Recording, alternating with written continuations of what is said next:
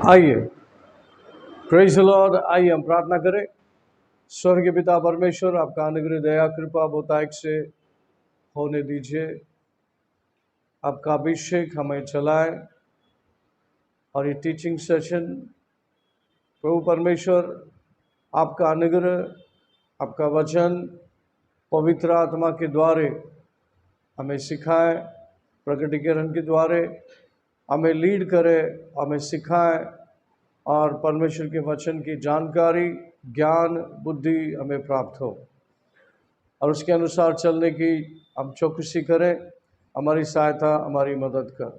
सभी कुछ पवित्र आत्मा, आपके पवित्र आत्मा में सौंपते हैं और स्वर्गीय पिता, ये प्रार्थना हम प्रभु यीशु मसीह के नाम से मांगते हैं। सुन ले पिता। सब बोलेंगे amen, amen. Okay, church, let's begin with the word Joshua chapter 1:8. बहुत सारे वर्सेस हैं लेकिन हम उसको लेके आगे जाएंगे।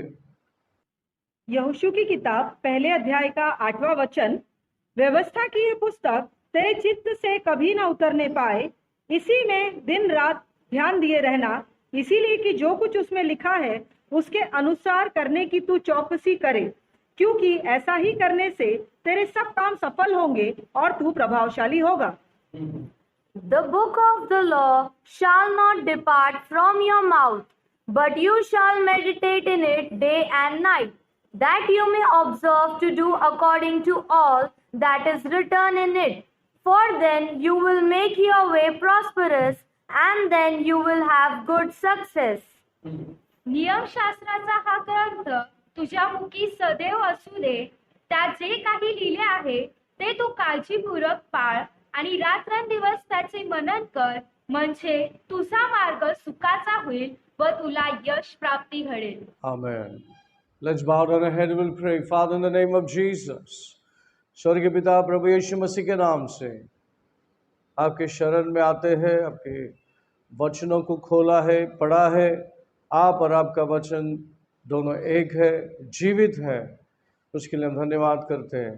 आदर और सम्मान देते हुए परमेश्वर अनुग्रह दया कृपा के साथ हमें सिखाइए, हमारे अंदर उतारिए और उसका उपयोग होने दीजिए।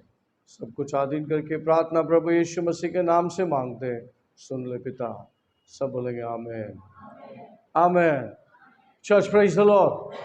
लास्ट टाइम हमने देखा the law of the spirit, आत्मा में आत्मिक नियम जो है जिससे ये पूरा टीचिंग बेस है। रोमन चैप्टर 8 वर्स 2, उसको हम पढ़ लें।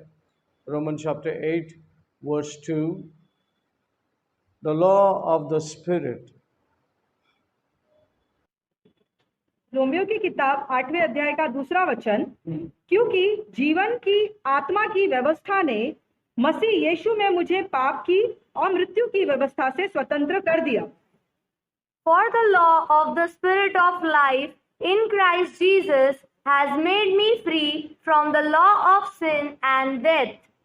कारण ख्रिस्त येशूमधील जीवनाचा आत्माचा जो नियम, त्याने तुला पाप व मरण याच्या नियमापासून मुक्त केले आहे. आमेन। कहाँ से मुक्त किया? हमें कहाँ से मुक्त किया? लास्ट लाइन में लिखा, रोमन चैप्टर में लास्ट लाइन पढ़ो। पाप की और मृत्यु की व्यवस्था से। व्यवस्था, व्यवस्था है क्या? व्यवस्था, व्यवस्था, द लॉ। तो उसी तरह से the law of the spirit जो है, आज जो कलीसिया को अगर कोई चला रहा है तो वो कौन है? Who is that running the church? The Holi spirit. Hallelujah. और परमेश्वर का जो वचन है वो भी आत्मा है, और पवित्र आत्मा हमें जो परमेश्वर ने दिया हुआ वचनों के द्वारा मार्गदर्शन करना चाहता है। नया करार में अभी हम लोग कहाँ पर है? जुना करार में नहीं है, नया करार में है। किधर है हम लोग? कहाँ पर है हम लोग? नया करार में। तो नया करार के जो नियम है उसके अनुसार ही हम विजयशाली हो सकते हैं। Praise the Lord. अभी हमने जोशुआ चैप्टर पढ़ा, जोशुआ चैप्टर 1:8। जोशुआ चैप्टर जो 1:8 जब हम पढ़ते हैं, जोशुआ को बोला गया कि ये तेरे चित्त से उतरना नहीं चाहिए, तेरे मुख से उतरना नहीं चाहिए, दिन रात इसका मनन करना। जोशुआ के हाथ में 5 किताब थे। कितने? पूरे बाइबल में के 5 किताब थे उसके टाइम तक। तो उसको 5 किताब जो मोसेस ने उसको सिखाया था, मोसेस ने इज़राइल को सिखाया था, वो सारी किताब परमेश्वर ने उसे कहा तू याद कर ले, मनन कर ले, तुझे बहुत काम आएगा। और तो अभी मोसेस का असिस्टेंट नहीं रहा, अब तुझ पर पूरा मोसेस का बोझ तुझ पे आने वाला है। तुझे ज्ञान की जरूरत है। किसकी जरूरत है? पूरी ज्ञान की जरूरत है, परमेश्वर की ज्ञान की जरूरत है। पूरा इज़राइल को चलाने के लिए तुझे परमेश्वर की वचन की जरूरत है। Church praise the Lord. क्या आज के तारीख में प्रभु आपको भी जोशुआ की तरह देखता है? कितने लोग बोलते हैं यस और नो? क्या आप एक जोशुआ की तरह है? क्या आप एक मोसेस की तरह है? यस, यहां से आवाज आ रहा, वहां से। क्या परमेश्वर भेदभाव करता है? क्या आप राष्ट्र मांगने से प्रभु आपको राष्ट्र देगा? देगा, पक्का देगा। तो परमेश्वर जुन्ना करार में मोसेस से ज्यादा, जोशुआ से ज्यादा, नया करार में उससे कहीं ज्यादा है। जो मोसेस को नहीं मिला, जो जोशुआ को नहीं मिला, वो तुमको हमको मिला है। वो क्या है? तुम पवित्र आत्मा का मंदिर बन गए। नया करार में हर एक बच्चा एक प्रॉफिट है। हर एक बच्चा क्या है? परमेश्वर का प्रॉफिट है, नबी है। जैसा मोसेस नबी था, जोशुआ नबी था, प्रॉफिट था, वैसा आप उनसे कहीं ज्यादा हो नया करार में। इसलिए जुन्ना करार के नियमों से नया करार की आत्मिक नियम किस तरह से काम करती है, उसके विषय में हम सीख रहे हैं। बहुत पावर है इसमें। Church praise the Lord, hallelujah. नया करार में आपके पास 66 बुक्स है। कितना? मनन अगर करना है, आपको जीत हासिल करना है, दुनिया को चलाना है, तो आपके पास 66 बुक्स है जिसका आपको क्या करना है? जानकारी रखना है, जानकारी होना है। बाइबल आपके हाथ में नहीं होना है, बाइबल आपके अंदर होना है। क्या ये मुश्किल है? अच्छा, जब भी परमेश्वर आपकी ओर देखता है तो एक राष्ट्र की तरह देखता है। जब भी आपको आपकी ओर देखता है तो यीशु मसीह के लहू से धुला गया संतान की तरह देखता है। लेकिन क्या तुम राष्ट्र को चलाने के लायक हो? क्या आप एक बस्ती को चलाने के लायक हो? क्या आप एक परिवार को चलाने के लायक हो? ये परमेश्वर को मालूम होना है। मालूम होना है जरूरी है। क्या परमेश्वर को जरूरी है? चीज मायने रखता है? रखता है क्या? हाँ, तो बाइबल में लिखा है अगर आप परिवार चला रहे हो तो आप चर्च चला सकते हो। परिवार को ठीक से चला रहे हो, चलाने को आपको आता है, तो आगे चल के कई दिन आप चर्च को भी चला सकेंगे, क्योंकि आप परिवार चला रहे हो, अच्छे से चला रहे हो, रिजल्ट अच्छा है उसका, है कि नहीं? Church praise the Lord. लेकिन जब परमेश्वर को अपना लोग चाहिए, सत्ता में, कार्य में परमेश्वर की ओर से चाहिए, तो उसको किस प्रकार का व्यक्ति चाहिए? परमेश्वर को किस प्रकार का व्यक्ति चाहिए? जिसको नियम मालूम है। आमीन, प्रेज़ द लॉर्ड। अभी यहाँ पे जोशुआ 1:8 में लिखा है, what it says, the book of the law shall not depart out of thy mouth, but thou shalt meditate therein day and night. आप बोलेंगे परमेश्वर ये कैसा पॉसिबल है? दिन रात हम कैसे मनन करेंगे? ऐसे दुनिया में, ऐसी दुनिया में, मतलब अभी ये जो दुनिया है ये बहुत पॉपुलेटेड हो गया है। इतना है कि गवर्नमेंट बोलता है ज़्यादा बच्चे को पैदा मत करो, लिमिटेड रहो। पहले 2 थे, अभी गवर्नमेंट बोलता है 1 बस हो गया। गवर्नमेंट कौन होता है? तुम पे आग चलाने वाला कौन होता है? तुम्हारा राज्य अलग है, तुम्हारा राजा अलग है, तुम्हारा परमेश्वर अलग है। तुमको कहा गया जितना प्रोडक्शन कर सकते करो। ये परमेश्वर की ओर से आशीर्वाद है, लेकिन सब लिमिटेड है कि नहीं? चलो वहाँ पे वो टॉपिक पे नहीं जाते, लेकिन जो भी संतान आपके द्वारे आया है वो आशीर्वादित है। परमेश्वर की सपना को लेके वो पैदा होता है। कितने लोगों को पता है? परमेश्वर उस बच्चे के साथ प्लान और पर्पस जो है, योजना जो है, वो भेजता है। Church praise the Lord. कोई भी मसीह के बच्चे, मसीह में आए हुए बच्चे, उनको क्या है? परमेश्वर की योजना के साथ वो धरती पे आता है और हमारे योग्य समय पे हमारा उद्धार होता है और हम क्या करते हैं? धर्म से निकलकर प्रभु के रिश्ते में बन जाते हैं। लेकिन उतना ही नहीं है, रिश्ता पक्का है आपका, स्वर्ग जाना भी पक्का है, लेकिन हर रोज उद्धार जो आपको दिया है उसको संभालना। दूसरा, परमेश्वर की योजना में बने रहना। तो परमेश्वर की योजना में बने कैसे रहेंगे? बहुत सिंपल है। जोशुआ को इंस्ट्रक्शन प्रभु ने दिया जब मोसेस अचानक अपने लीडर से अलग हो गया, अपने असिस्टेंट से, अपने स्पिरिचुअल बच्चा जो था जोशुआ, उसे अचानक उसके पास से अलग हो गया। Praise the Lord. उसका बॉडी किसी इंसान ने गाड़ा नहीं,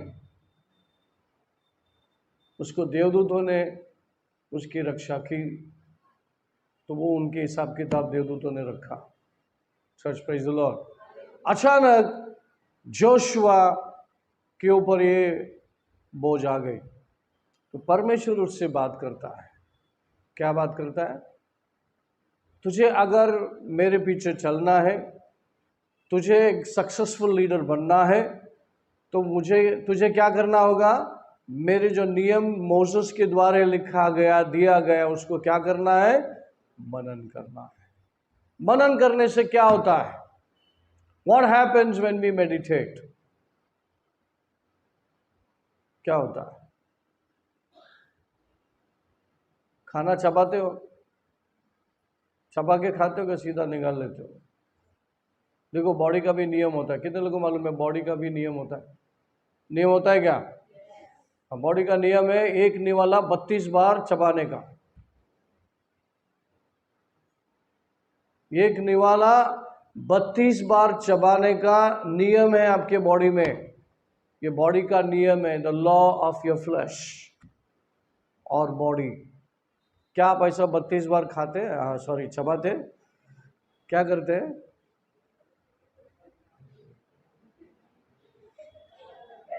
शायद 32 मिनट में पूरा खत्म खाना है कि नहीं? तो वैसा करने से क्या होता है? आपके शरीर को आप हानि पहुंचा रहे हो। 32 बार चबाने का मतलब क्या है? उसका मतलब क्या है? ऐसा कहा जाता है 32 बार एक निवाले को चबाना है। तो उससे होता क्या है? आपका मुंह बंद होता है और खुलने से सलाइवर पंप होता है। आप जब मुंह बंद करके खोलते हैं तो खाने के साथ सलाइवर ऊपर आता है और खाने में मिक्स होता है, और जब उसको अच्छे से 32 बार मिक्स कर लेते हो और जब वो खाना अंदर जाता है तो प्रॉपरली डाइजेस्ट होता है खाना। आपको गैस पैदा नहीं होएगा, साइड इफेक्ट्स नहीं होएगा, और आप अच्छे से पचा लेंगे और आप हेल्दी व्यक्ति रहेंगे। हेलो। जो बॉडी के नियम ही नहीं पालते तो आत्मिक नियम कैसे पालेंगे? पालना पड़ेगा। तो इसीलिए कह दिया ये नियम है भाई, तुमको मैं ये बोल नहीं रहा हूं, ये मेरा कमांड है, ये नियम है। जोशुआ, तू ऐसा करने से ही सफल होगा, और कोई दूसरा रास्ता नहीं है। अच्छा, ऐसा करने से ही सफल होगा तो ऐसा प्रभु क्यों ठोकता है? ऐसा प्रभु तुमको, तुम्हारे पे ऐसा क्यों ठोकता है? ठीक है, एडम को प्रभु ने बनाया, उसमें बाद में एडम को स्कूल को भेजा गया, तो स्कूल में जाना पड़ेगा, शुरुआत से, नर्सरी से कॉलेज तक पढ़ना पड़ेगा तेरे को। हेलो, ऐसा था क्या? नहीं था। एडम परफेक्टली परिपूर्ण व्यक्ति था, जैसा परमेश्वर था वैसा वो भी था शरीर में। परफेक्ट ज्ञान था, जैसा प्रभु के पास ज्ञान था परफेक्टली उस शरीर के अंदर वो ज्ञान था, उसको स्कूल को जाने की जरूरत नहीं थी। उसके हाथ में बाइबल नहीं था, उसको उसके पास गिफ्ट्स है ना, क्या बोलते हैं, वरदान, दान के बारे में नॉलेज लिखा हुआ नहीं मिला। जब उसके शरीर से फसली निकाला गया था और उसको सुला दिया गया था और उस फसली के द्वारे स्किलफुली, बाइबल बोलता है स्किलफुली, एक स्त्री को डिजाइन किया प्रभु ने और उसके सामने लाया। जब तक उसको किसी ने बोला नहीं कि परमेश्वर तेरा ऑपरेशन करने वाला है, तेरा हड्डी निकालने वाला, ऐसा उसको बताया नहीं गया। लेकिन जब स्त्री को खड़ा कर दिया ना, क्या बोला मालूम है, ये मेरा हड्डी का हड्डी है, हमारा मांस का मांस है। तो तेरे को कौन बोला, किसने बोला तेरे को? Because he had the four knowledge. जैसा परमेश्वर था वैसा आदम भी था, सेम इक्वल। सिर्फ परमेश्वर का ही सास और आत्मा फूका था उस शरीर के अंदर। तो बिल्कुल वो क्या था, गॉड इन मैन। टुडे आज क्या बोलते हैं, मैन ऑफ गॉड। हम लोग बोलते हैं man of God, women of God, ऐसा नहीं है। कैसा परमेश्वर बोलता है, God in man, God in women. लेकिन आज हम उल्टा बोलते हैं, women of God, women of God, women of man, no sorry, man of God, man of God, women of God आज हम इजीली बोल लेते हैं। लेकिन परमेश्वर कैसा जानता है, गॉड ऑफ मैन। हालेलुया। कितने लोग समझ रहे हैं? अच्छा, आदम के बाद ये जो मैंने आपको टॉपिक बताया कि आदम ने, परमेश्वर ने पूछा ये कौन है, ऐसा पूछा क्या आदम को? ऐसा लिखा है बाइबल में, ये किसको खड़ा कर दिया मेरे सामने, ये मेरे जैसे दिखता लेकिन ये कौन है, कहां से लाया इसको? ऐसा सब नहीं पूछा, स्ट्रेट अवे बोला ये मेरा हड्डी का हड्डी है, मेरा मांस का मांस है। शी विल बी, कौन है, हु। अच्छा, ये बड़ा रेवलेशन, उधर जाएंगे तो फिर ये सब मैस हो जाएंगे। ठीक है, स्त्री बोल दिया, वुमेन बोल दिया।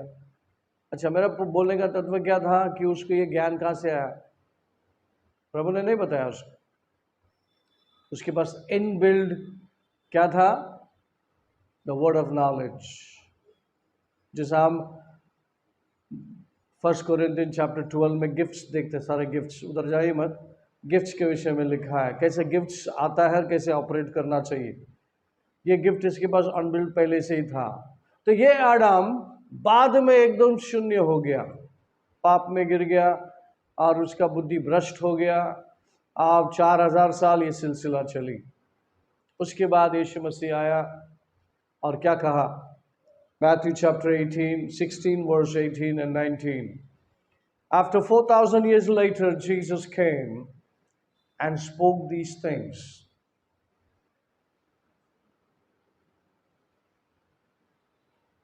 पढ़िए, वेरी फेमिलियर वर्स है, आप सब जानते हैं उसको। मत्ती की किताब 16 अध्याय का 18 और 19 वचन। और मैं भी तुझसे कहता हूँ कि तू पतरस है और मैं इस पत्थर पर अपनी कलीसिया बनाऊंगा और अधोलोक के फाटक उस पर कभी प्रबल ना होंगे। मैं तुझे स्वर्ग के राज्य की कुंजियां दूंगा और जो कुछ तू पृथ्वी पर बांधेगा वह स्वर्ग में बंधेगा और जो कुछ तू पृथ्वी पर खोलेगा वह स्वर्ग में खुलेगा। And I also say to you that you are Peter, and on this rock I will build my church, and the gates of Hades shall not prevail against it. And I will give you the keys of the kingdom of heaven, and whatever you bind on earth will be bound in heaven, and whatever you loose on earth will be loosed in heaven. आणखी मी तुला सांगतो, तू पेत्र आहेस आणि ह्या खडकावर मी आपली मंडळी रचीन व तिच्या पुढे अधोलोकाच्या द्वारचे काहीच चालणार नाही. मी तुला स्वर्गाच्या राज्याच्या किल्ल्या देईन आणि पृथ्वीवर जे काही तू बांधशील ते स्वर्गात बांधले जाईल व पृथ्वीवर जे काही तू मोकळे करशील ते स्वर्गात मोकळे केले जाईल. हालेलुया। पहली बार यहोवा परमेश्वर ने आदम को रचा, फुल मैन, बच्चे से ग्रो नहीं हो गया, फुल्ली मैन था, फुल्ली परमेश्वर की तरह था और पूरी तरह से शरीर में प्रभु ने उसको नीचे लाया था। इस संसार का ईश्वर था। आप सबको मालूम है, पाप में गिर गया और सारा सामर्थ्य शैतान लेकर इस संसार का ईश्वर बन गया। जब यीशु मसीह आया, क्या बोला? I am building my church and the gates of hell will not prevail against it. दूसरी शब्द में क्या बोलना चाहता है प्रभु? क्या परमेश्वर चर्च ऐसा चार दीवार के बारे में बात कर रहा है? बड़े बड़े घंटा उसमें, बड़ा लंबा चौड़ा ऊंचा चर्च के बारे में बात कर रहा है? किसके विषय में बात कर रहा है? कम ऑन चर्च, किसके विषय में बात कर रहा है? Jesus is speaking about you and me. यीशु मसीह तुम्हारे बारे में, हमारे बारे में बोलता है, मैं ऐसी कलीसिया बना रहा हूं जिसके सामने नरक का द्वार खड़ा नहीं रह सकता। दूसरे शब्द में, मैं ऐसे इंसान को बना रहा हूं बिल्कुल मेरी तरह, बिल्कुल मेरी तरह, मेरे ज्ञान में, मेरे बुद्धि में, मेरी आत्मा में, ऐसा बिल्कुल मेरी तरह रहेगा और उसके सामने नरक का द्वार खड़ा नहीं रह सकता। वो तुम्हारे हमारे विषय में कह रहा है। Hello church, praise the Lord. क्या यीशु मसीह आपको बना रहा है? क्या यीशु मसीह आपके ऊपर कार्य कर रहा है? कार्य कर रहा है? यस। बहुत सारे चर्च है, मेथोडिस्ट चर्च है, सीएनआई चर्च है, प्रेस्बिटेरियन चर्च है, प्रोटेस्टेंट चर्च है, कितने तो भी चर्च है। क्या सब जगह कार्य हो रहा है? मसीह का कार्य हो रहा है? फिर कार्य किधर हो रहा है? Where there the word of God is practiced, जहां कहीं भी परमेश्वर का वचन का प्रैक्टिस किया जाता है, वहां पर पवित्र आत्मा का कार्य है। वहां पर यीशु मसीह उस कलीसिया को बना रहा है और वो कलीसिया चट्टान की तरह खड़ा रहेगा, उसके सामने नरक का द्वार टिकेगा ही नहीं। और वो तुम और हम हैं। पर उसके लिए परमेश्वर के पास परमेश्वर का ज्ञान परमेश्वर ने अपने मनुष्य के लिए रखा। 5 किताब लिखने के बाद मोसेस को ले लिया गया ताकि जोशुआ उस किताब का मनन करें। यीशु मसीह के बाद 66 बुक्स जो लिखने के बाद परमेश्वर ने कहा कि अब ये मनुष्य के लिए ये जो बाइबल है, कितने लोगों को मालूम है, इसी बाइबल के द्वारा तुम्हारा हमारा न्याय होगा। जितना तुमको वचन मालूम रहेगा उतना तुम्हारे ऊपर न्याय चलेगा। जितना नहीं मालूम है वो आपको मालूम नहीं है, प्रभु को भी नहीं मालूम है, लेकिन जितना तुमको मालूम है उसका उतना वचन के अनुसार तुम्हारा हमारा न्याय होगा। आमीन। लेकिन न्याय क्यों करे प्रभु? हमको बोला गया इसका पालन करो। इसमें जो लिखा है तुम्हारे लिए, तुम्हारी भलाई के लिए, तुम्हारे सामर्थ्य के लिए, तुम्हारे उन्नति के लिए, तुम्हारे तरक्की के लिए और सक्सेसफुल एक लीडर बनने के लिए मैनुअल है तुम्हारे लिए। इसको क्या करना है? परमेश्वर ने कहा इसको तू पालन कर, इसका वचन का तू मनन कर, इसका सेवन कर, इसको चबा चबा के अंदर ले ले।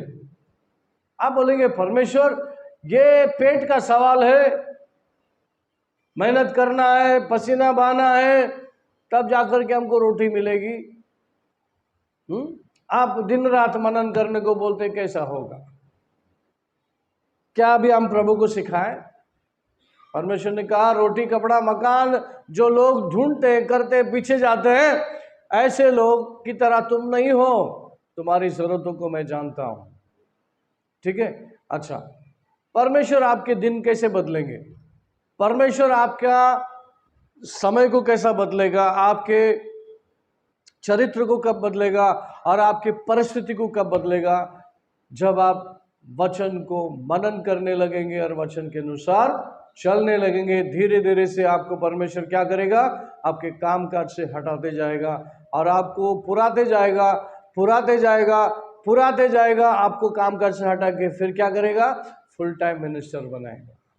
चिंता नहीं है आपको, खाने पीने का परमेश्वर देते रहेगा। लेकिन मेरा बुद्धि, मेरा मन क्या परमेश्वर पे लगा है? कब लगेगा?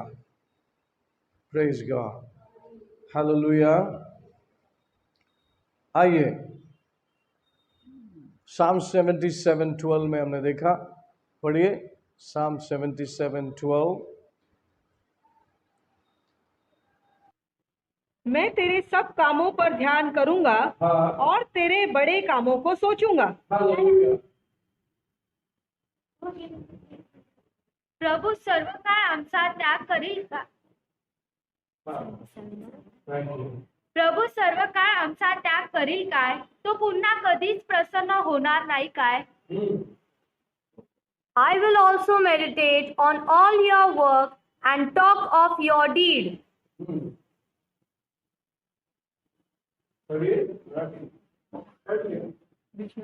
प्रभू सर्व काळ आमचा त्याग करील काय? तो पुन्हा कधीच प्रसन्न होणार नाही काय? I will meditate also of all thy work and talk of doing. मैं क्या करूंगा? मैं मनन भी करूंगा, जो मैंने देखा है सुना है उसके विषय में मैं करूंगा और मैं बोलूंगा। Church, praise the Lord. मनन करने से क्या क्या होता है? What all happens when we meditate the word of God? Psalms 119 verse 11. Psalm 119 verse 11.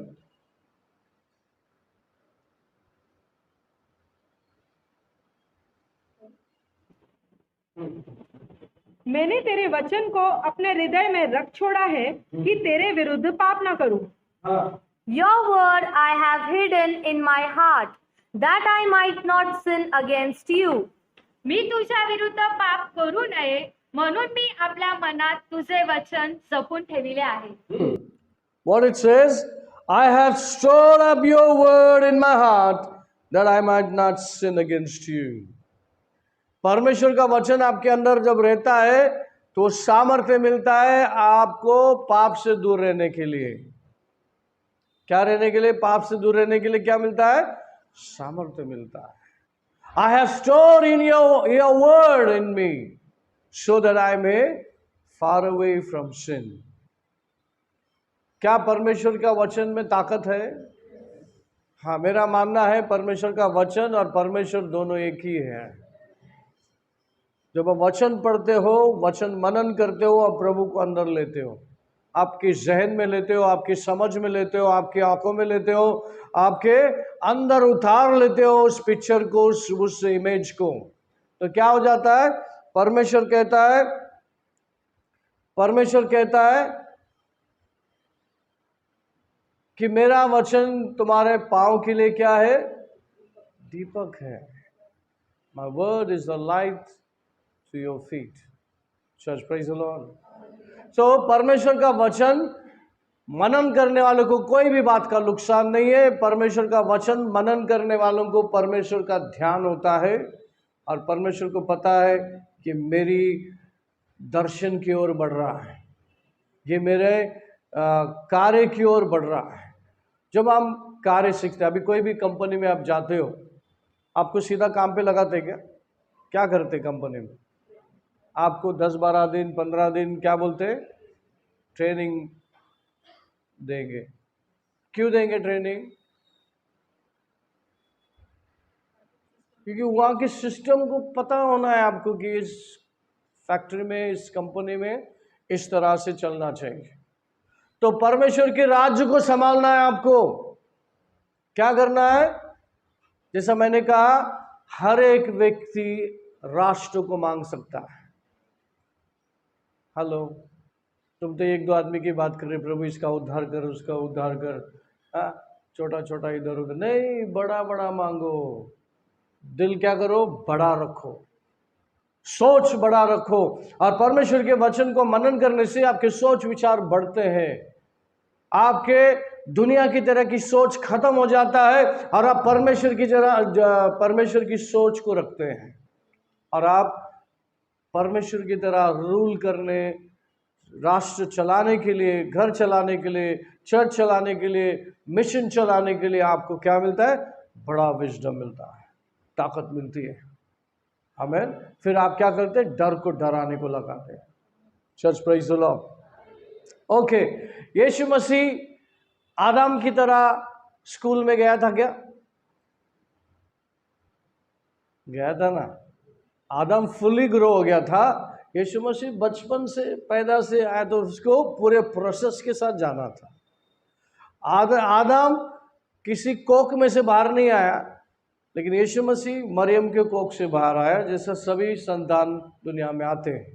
तो वही प्रोसेस में गया जो सब लोग जाते हैं। कितने लोग समझ रहे हैं? स्कूल पढ़ा, सनागोग में, प्रभु के सनागोग जिसको हम चर्च बोलते हैं आज के तारीख में, वहाँ पे प्रभु का वचन सीखा।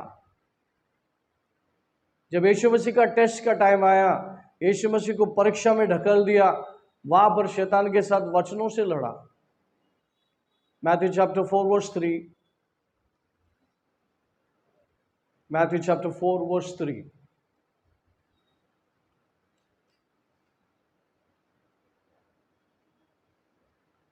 Thank you Lord. तब परखने वाले ने पास आकर यीशु से कहा, यदि तू परमेश्वर का पुत्र है तो कह दे ये पत्थर रोटियां बन जाए। Now when the tempter came to him, he said, If you are the Son of God, command that these stones become bread. तो परीक्षक त्याच्याजवळ येऊन म्हणाला, तू परमेश्वराचा पुत्र आहेस तर या ढोंडाच्या भाकरी व्हाव्या अशी आज्ञा कर। Amen. Church praise the Lord. क्या शैतान यीशु को परख रहा था? Is he was testing? क्या टेस्ट कर रहा था? क्या जानना था शैतान को? और हमको क्या जानना है इस परीक्षा में कि यीशु मसीह की लड़ाई किस प्रकार हुई या उसकी परीक्षा किस प्रकार हुई? यीशु मसीह ने जवाब दिया 4:4 में, 4:4 में, उसी चैप्टर में आप आएंगे, मैथ्यू चैप्टर 4 वर्स 4। यीशु ने उत्तर दिया, लिखा है मनुष्य केवल रोटी ही से नहीं लेकिन हर एक वचन से जो परमेश्वर के मुख से निकलता है जीवित रहेगा। But he answered and said, It is written, Man shall not live by bread alone, but by every word that proceeds from the mouth of the God. परंतु त्याने उत्तर दिले की मनुष्य केवळ भाकरीने नव्हे तर परमेश्वराच्या मुखातून निघणाऱ्या प्रत्येक वचनाने जगेल असा शास्त्रलेख आहे। हाँ, Jesus said it is written. ये ऐसा लिखा है। किधर लिखा है? यीशु मसीह को मालूम था ना किधर लिखा था, उसके बुद्धि में, हृदय में लिखा था।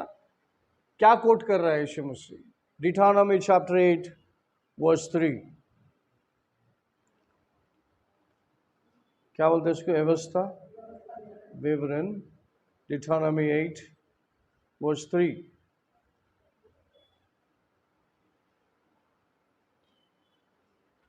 पढ़ेंगे।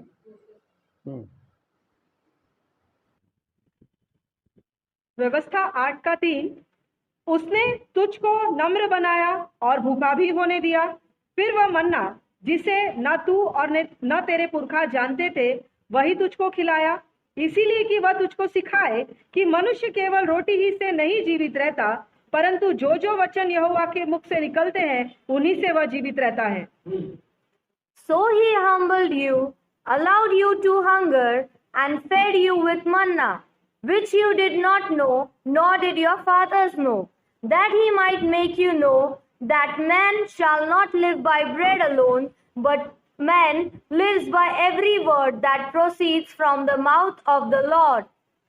मनुष्य केवळ भाकरीने नव्हे तर परमेश्वराच्या मुखातून निघणारा प्रत्येक वचनाने जगेल याची जाणीव तुला व्हावी म्हणून त्याने तुला लीन केले, तुझी उपासमार होऊ दिली आणि तुला किंवा तुझ्या पूर्वजांना माहीत नसलेल्या मान्ना घालून त्याने तुझे पोषण केले।